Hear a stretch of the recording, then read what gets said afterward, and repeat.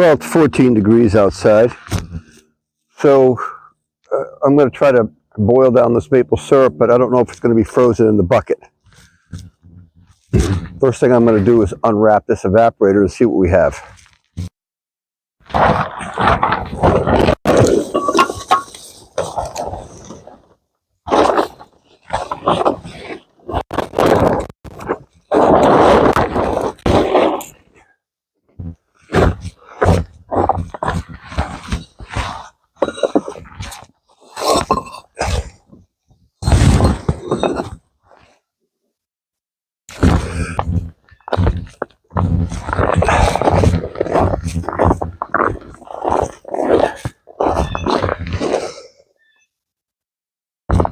So let me show you what I have here.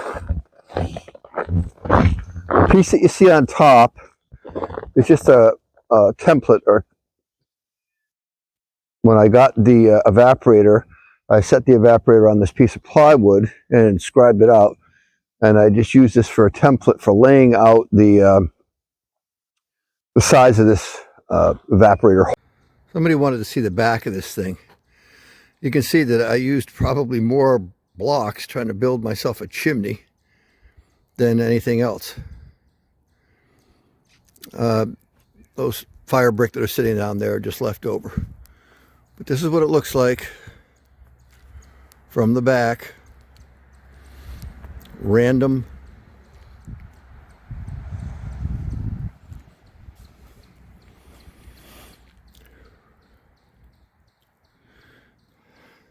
Just a random bunch of blocks and bricks stacked together.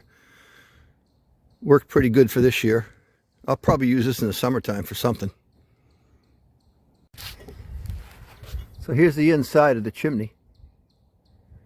You can see, make sure you have all your blocks. You don't have any holes. You have all the smooth side facing in. And even with the big fire I had going through here, there's no damage whatsoever on the inside of these blocks. It worked out pretty well.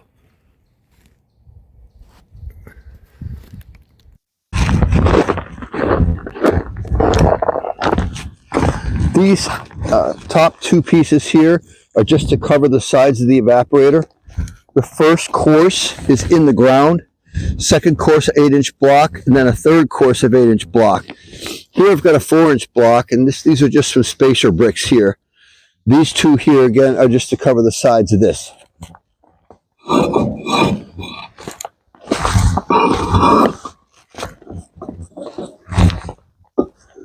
Show you what this looks like.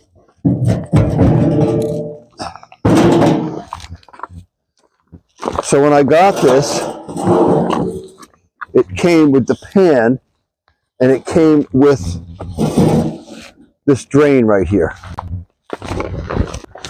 I added this connector piece and this copper piping here to drain my syrup off. The connector piece sticks up a little bit from the bottom of this, so you have to add some shims to hold the evaporator up. Otherwise it sits here and it's tilted up this way. We want to tilt it this way. Let me show you the inside of this. So in order to get this to tilt in the right direction, I added a few washers, and I just put them around the perimeter here, and that lifts up this side so that everything kind of slopes this way. Now I've got an 8-inch hole, or 8-inch square, for my chimney in the back here, and it's directly underneath where I've got this piece of metal. Now these pieces of metal are 1/8 inch thick, 3 inches wide, and 3 feet long. Here I've got some fire brick, because when I first lit this thing up, I noticed that these things are all discoloring. Now this again is just dry stacked, so I mean, I built it in December. There's no way to put mortar in here. Bottom is also fire brick, loose laid. Now that's not sitting directly on the ground. I have a row of concrete blocks underneath here that's at the same height as the very first row of my that went around the perimeter of my evaporator. These are just dry stacked blocks here. This is my door. If I want more draft, I open it up. If I want less draft, of course, I close it. And this is how I'm going to adjust the heat of my fire.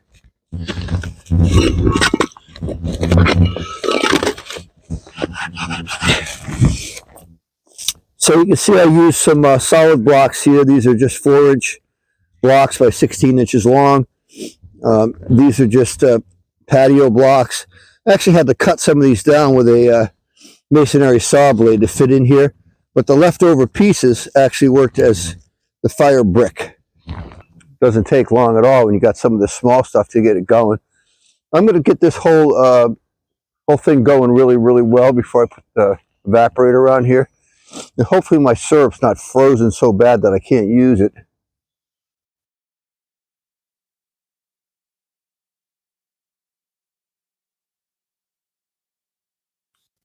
Now I've put the the concrete block on the bottom and the fire brick in here on purpose. The ground around me, of course, is frozen. I didn't want this thing collapsing as I was working on it. This will produce quite a bit of fire. I mean, quite a bit of heat. And I was concerned with the whole thing just sinking into the ground. But hopefully we'll be all set here. It is.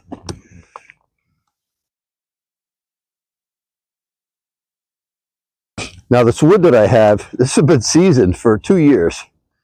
And all the bark is just what popped off the lumber when I was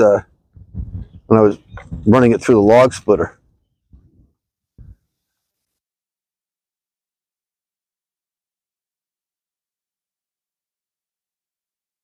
I'll typically cut up logs. I'll either cut down the trees that are standing dead in the yard, or I'll have a grapple load delivered. I set my gauge to 16 inches, and then I just cut those logs all in 16-inch rounds and stack them up to dry. And there's usually a 4, an 8, or a 10-inch piece, whatever, left over. And those leftover pieces is what I'm using in here today. I have a shed that I built specifically for firewood. I'll show you a picture of that. And it allows this stuff to dry out very, very well. I don't want to burn green wood. The fire won't get hot enough. It'll just be too smoky. And this is the same stuff that I use in my house, so I shouldn't have any problem using it out here. Let's take a look at what this firewood shed looks like while this is heating up.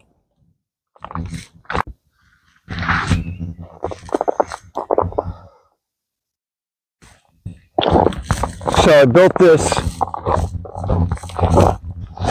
Shed's not that big, but it's 8 feet wide. It's 24 feet long, 8 feet high here on the sides. It's empty on the inside, so you can just go inside that door there and lets the air circulate. We also use this for a storage shed. So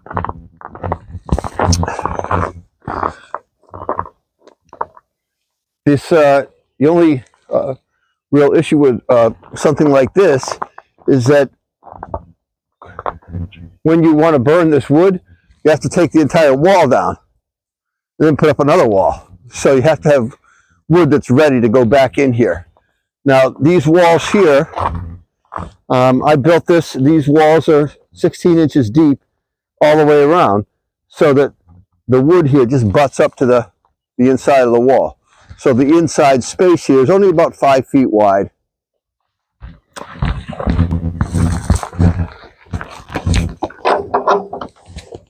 But you can see we can walk right in here. And this is all constructed to allow for this wood to completely dry out.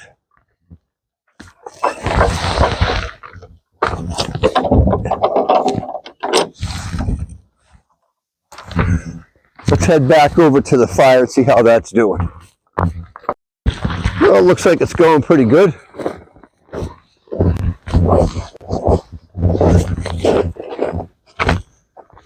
Oh, yeah.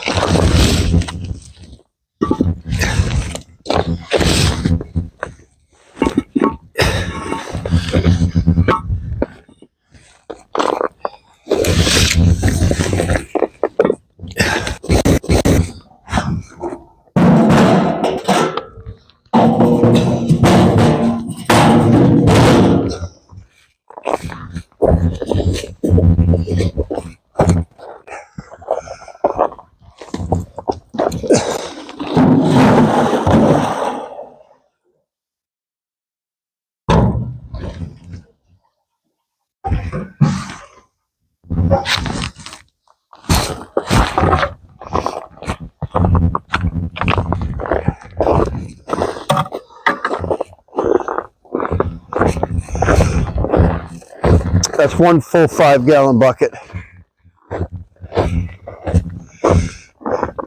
You see we have some ice in here, but I got a good flame going, and I'll just keep working at this all day. Oh, looks like I could pour another 5 gallons in here right now.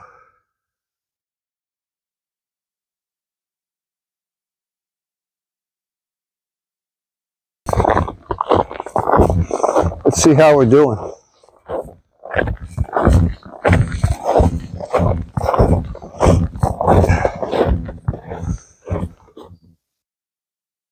Looks like it's getting ready to come to a boil. I'll add some more to this.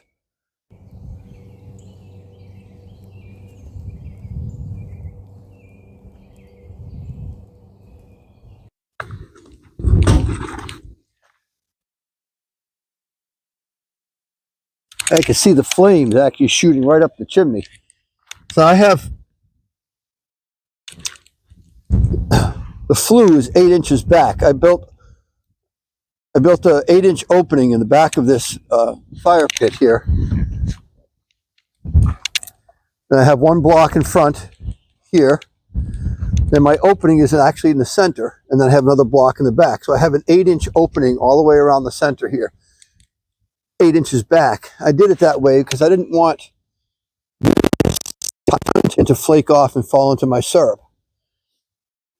When I built this, I had one block under the ground. 1, 2, 3 full blocks. Then I have a 4-inch block here. This 4 and this 2 on the top here are just to enclose the side of my evaporator to help keep the heat in and to give me this door opening that I needed here. Maybe I could have made the door opening lower. Maybe I didn't need these on the top. I don't know. I'm just trying it out to see how it works.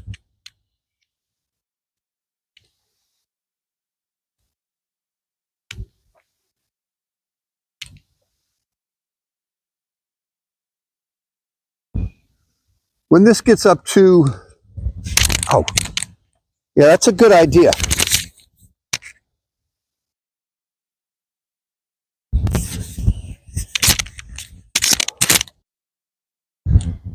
So, you know, on that TV show Kung Fu, where he puts his arms around the pan to, tattoo himself. Well, I understand how that feels. Sometimes, I'm telling you, just dumb as a stick.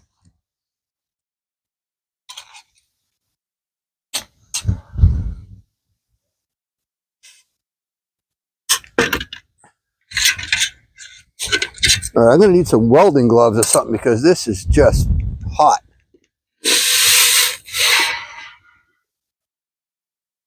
But it worked.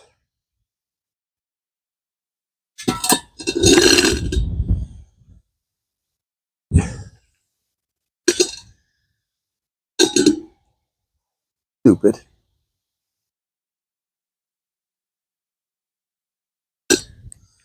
Yeah, stupid is as stupid does, right?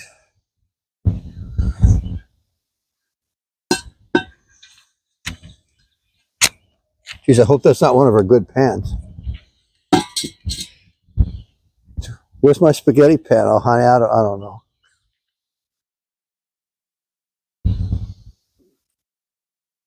You used it, didn't you? Yes, I did. I'm sure I can clean it. If not, I owe you a pan. Why don't I have my own pans? Because I've never done it before. I didn't know what I needed. But I think you can buy a warming pan that hooks onto the back of this thing. This is a Vermont evaporator one with got 3 sections in it. And apparently they make a warming pan that sits on the back of this for another $200. I've seen other ones for sale where the pan is built right in. So this is my first shot at this, and I bought this one because when I called, they actually answered the phone and answered my questions. but I didn't know enough to ask whether I needed other parts for this, because they sell covers. And they sell warming pans.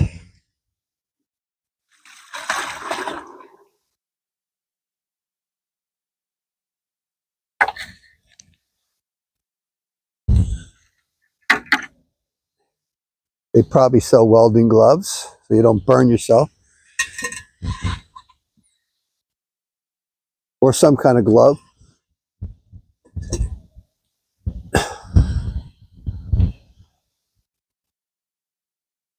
It's right back up to temp. Yeah, it took like 2 minutes.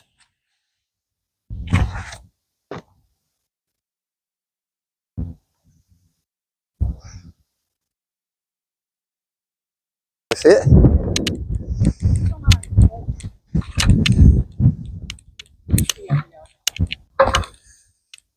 So I'm using this pan here to pre-warm the syrup. I'm checking it here. And the first time I picked up the pan, I didn't have any gloves on, burnt my hand. Smart. For smart. So here, I got this at a steady 212. Yep. When I add the wood, it cools down just a little bit. And when I add the warming stuff, it cools down a little bit. But otherwise, it's just a constant 212 all day long. Have fun. All right. Is Patrick out of bed yet? No. All right. Have fun. No, he's not. Okay, let me know how things go. Based on what I'm seeing here, I think my chimney needs to be taller. Let's back this up a little bit. Got a good burn, but my firebox I thought was going to be too deep. Probably should be deeper.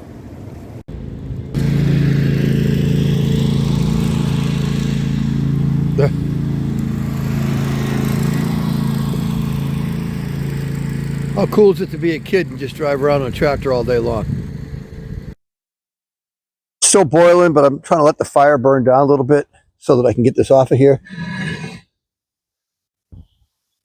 This evaporator will hold about 15 gallons, so I've measured it and figured out where 5 and 10, 15 are. Know where 15 is, it's full. I'm trying to get this down as far as I can today out here. The last time I probably ended up with 10 gallons that I had to finish off. I ended up putting a bunch of it on the camp stove, and then I brought it inside the house. But I'm trying to get that down to less than 5 gallons here. Maybe even just 2 or 3 gallons before I start to move things over.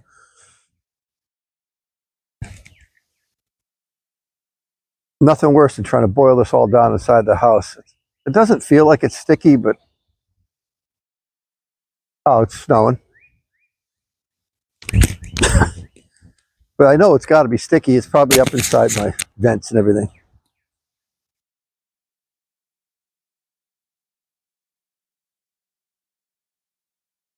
It's boiling down pretty rapidly, actually. Got about 10 gallons left in the pan. So this is about 5 gallons here. I'm going to try to get this down even further.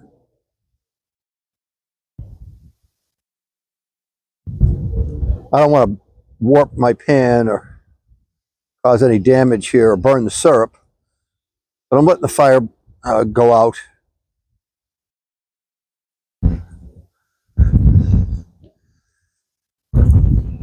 It's getting down here pretty fur.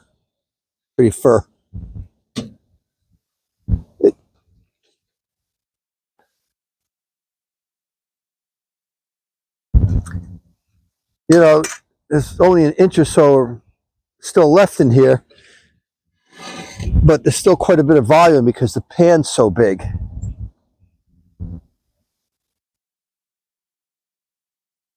What's that? Have I seen your of gloves? Yeah. I own them now.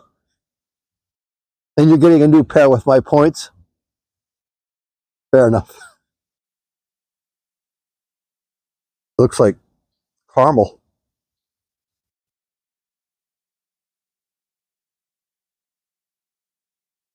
Should be a pretty good batch. I said that about the last batch and the batch before, but still fun.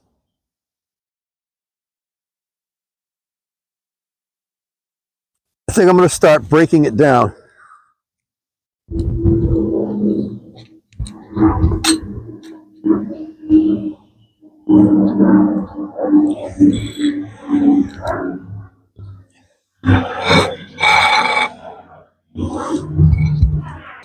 This will just give me some place to set this evaporator once I take it off. I took that apart so it would start to cool down a little bit. Still boiling.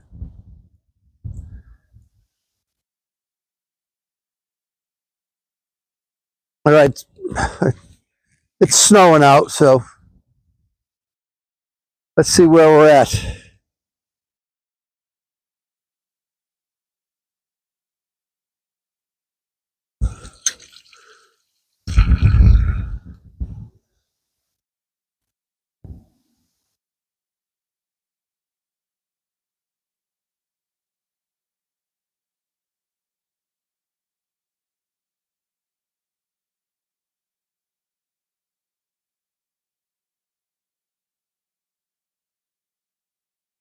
I'm just going to lift this up off of here.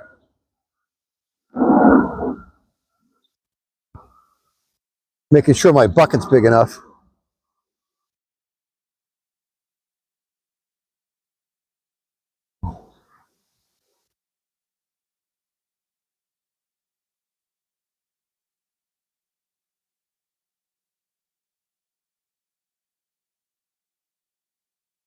This way I can take it right off the heat.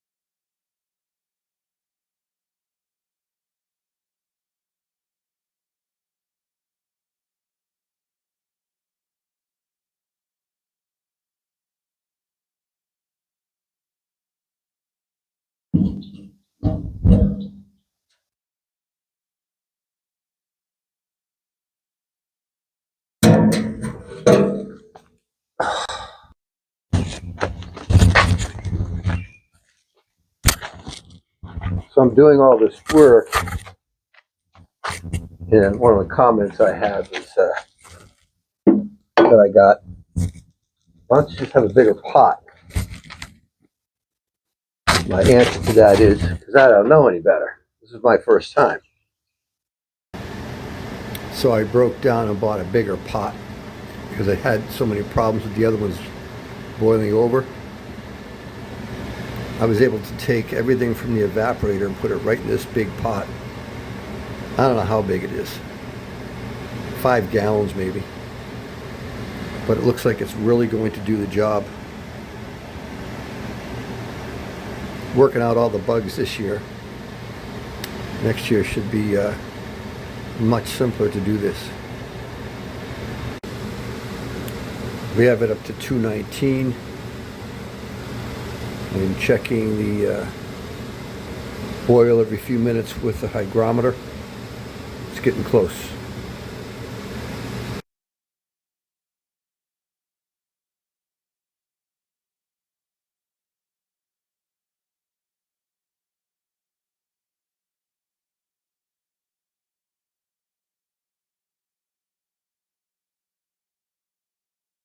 Well, that's too much.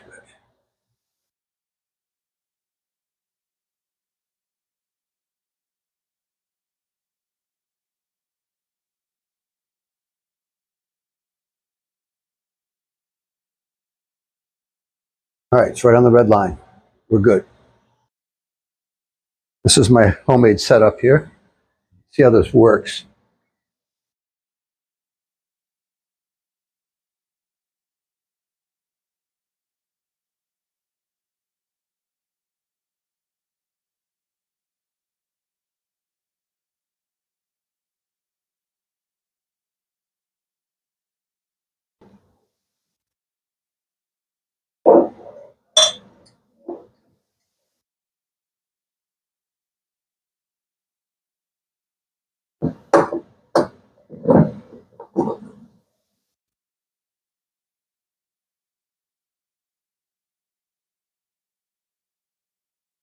You lay it down on its side. It sterilizes it. Sterilizes the cap. Our final move here is to shrink wrap these. Now these bands, they're too big for the bottle, even though they come with the bottles. I'm going to cut these in half.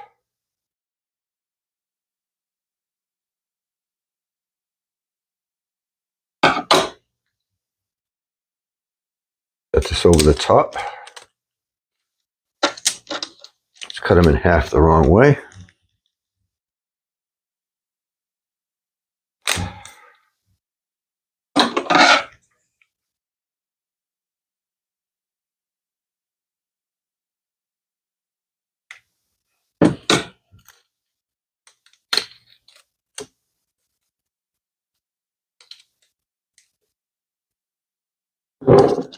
Hold this right on here.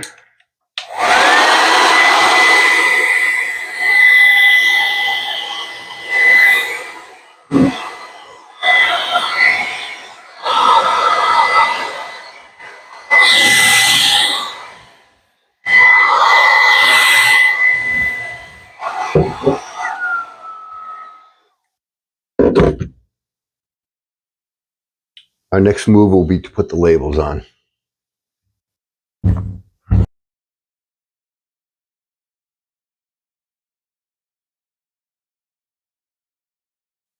Okay.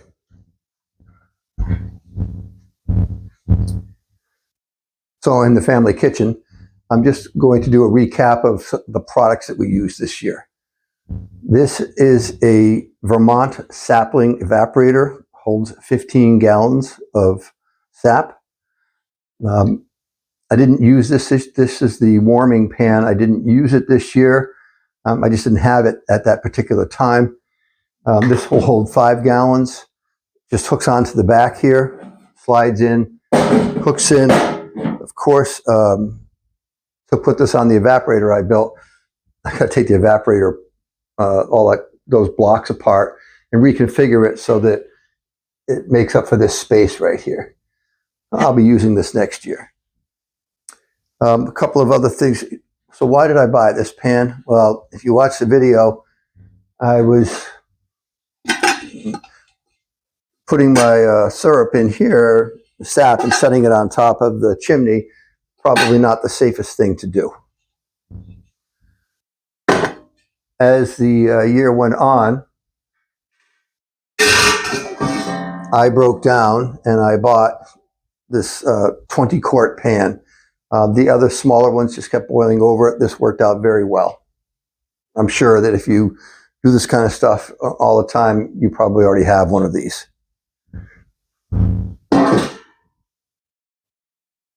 When I'm draining off my syrup, my sap into that pan, I run it through this pre-filter here.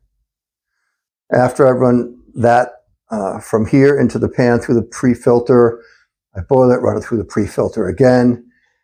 And before I bottle it, I run it through this last thicker like cloth filter with a pre-filter inside of it. Set this right on top of my bucket. This is completely clean. You don't need to filter it again. After that, you can put it right into the bottle. I bought this little doodad here. This sits in the bottle. And you just drain your syrup right into here. Pretty easy.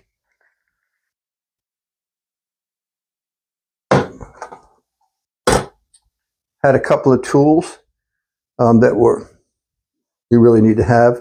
This is a vessel for holding the hygrometer. You fill this up with your boiling syrup, and then you slowly drop this in here. And when it's hot and it sits right on this line right here, this top line, your syrup is done. I also bought a refractometer. I can't make it work. I don't know what I'm doing wrong. You put distilled water on here, drop this down, look through the little eyepiece through here into the light. You can see a distinct line between white and blue. Or maybe it's a different color on yours because I might be colorblind. Put syrup on here, nothing happened. So I'm sure it's operator error. This is the one I bought right here. So if I'm doing something wrong, somebody could let me know. It's this unit. A couple other things I had to purchase this year. Of course, a scoop to get the foam off. I tried using this candy thermometer. Not that it didn't work well. Couldn't see it with all the steam. So I went for a different type. This is a little ThermPro. It sits right in your syrup. You can set the temperature where you want it to beep to let you know when it's up to temperature. This worked very well. First time I used it, of course, it was hitting the bottom of the pan and was giving me an inaccurate reading. Make sure you have it suspended right into the water, right into your set. I tapped the trees this year. I used 5/16 taps.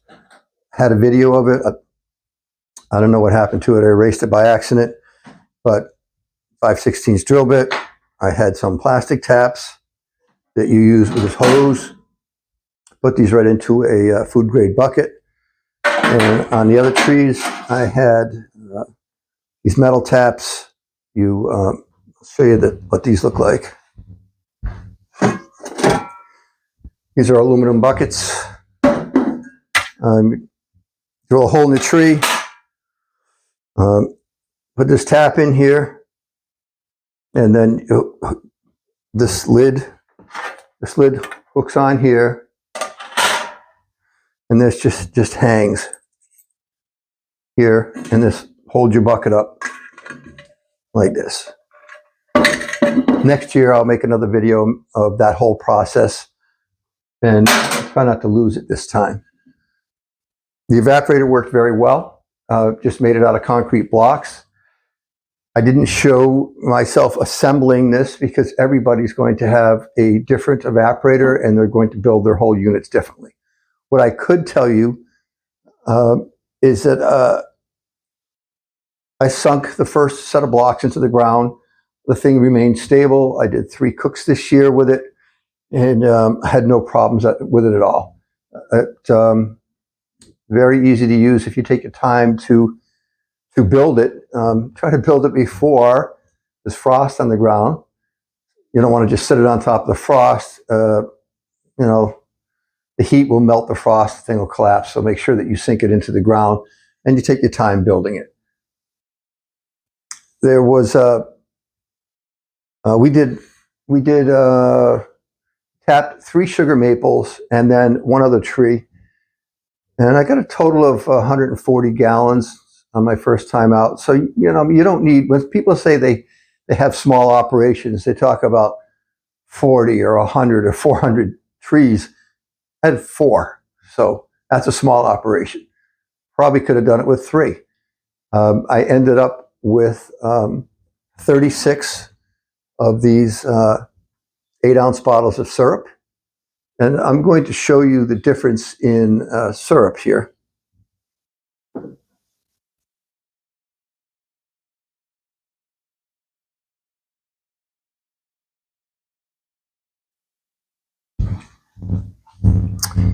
So I made 3 batches of syrup. This batch, which was very light, end of February, early March. You can see how light the color is here. This is the middle of March. I'll just put this up here so you can see the back. This is the middle of March, and this is a little bit darker. See it here? And this is the end of March, early April. And this is even darker. Now, we did was put a different label on each one, and we actually started putting the batch number on here. And I see that as the season progresses, these get darker here. One of the things that we were thinking about is, so what are we going to use for a label on these? And I got a bunch of oil paintings laying around the house that I painted over the years. And Donna was like, well, why don't we just crop down some oil paintings and we'll just use those for the labels. So each batch, she just took one of my paintings and printed it out on contact paper, and we put it on here so we can keep track of when we did them. It seems like they get darker and thicker or sweeter as the year went on. Now next, I probably, based on the weather that we had here, where it got, we're into April, everybody's got their buckets down, I'm looking around the neighborhood. So I took mine down. And then about a week later, the temperatures go down to 20 degrees and then back up into the 40s during the day. Well, the sap's flowing like crazy. They're like flowing as good or better than it has all year long. So I think I missed a late run here that I could have had. So next year, I'm only going to tap the 3 sugar maples that I did on this side this year. And then I've gone around the yard and really studied what other trees I had. And I've found at least 4 more that were certainly large enough. Some of them, diameters almost 2 feet. And the smallest one's 12 inches. So I may tap all those. Now, my ratio this year, 140 gallons, 36 8-ounce bottles. It's like 62 gallons to make a gallon. I don't know how much of that maybe water in the buckets, or it was just, again, operator error. But I'm hoping next year to do more trees and to get the volume up. And the thing is that what do you do with all this maple syrup once you have it? We're probably going to have to sell it next year because I gave this all away to friends and family, relatives, and gave it to everybody. But how much syrup can you really use? We don't use that. We used it on everything for a while. Put it on the meat, made food just to put syrup on it. So that was a lot of fun. What I'd like to do next year is if I can get this refractometer to work. Apparently you can take the sample at the tree, find out what the content is, and determine how many gallons you're going to get per tree. So I need to study more, or somebody could enlighten me a little bit on that. So it was a lot of fun. And next year's configuration will include this new warming pan. And now that I've got all the bugs worked out, I have all the correct equipment and how to use it all, I think next year will go much, much smoother.